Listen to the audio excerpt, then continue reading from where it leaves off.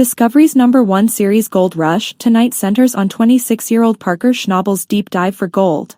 But, unfortunately, the bills keep coming in, and the gold is not that fast for the young boss. Parker has put Mitch Blaschke in charge at the plant. The process is slow and frustrating, as he runs Sluicifer 24/7. To pay for Mud Mountain, Parker has to hit some serious pay. Tatiana Costa is a rising new operator. She is working at Sluicifer and helping Mitch.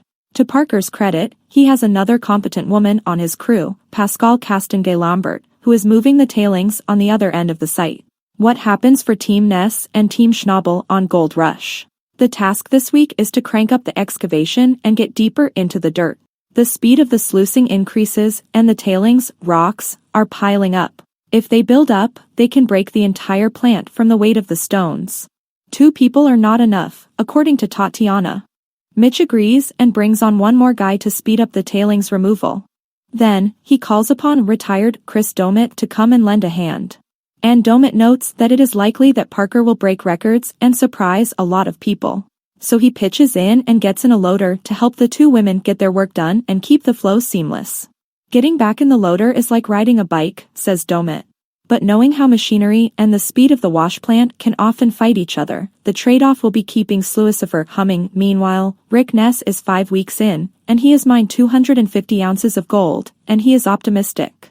Duncan Creek is a hot spot, and he knows he has to pivot fast and invest more in equipment to keep the pace. Brennan Rualt and Chris Cruz are Team Ness, and they are on top of all of it for Ness. Ness weighs the option of using their shiny new $500,000 dozer to mine some frozen ground they suspect is gold-rich. Rualt is in charge and says that the dozer is the right tool for the right job.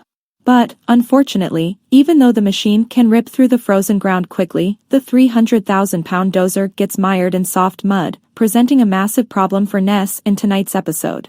And as for Fred Lewis at California Creek, he struggles and is behind the 8 ball until some relief crew shows up.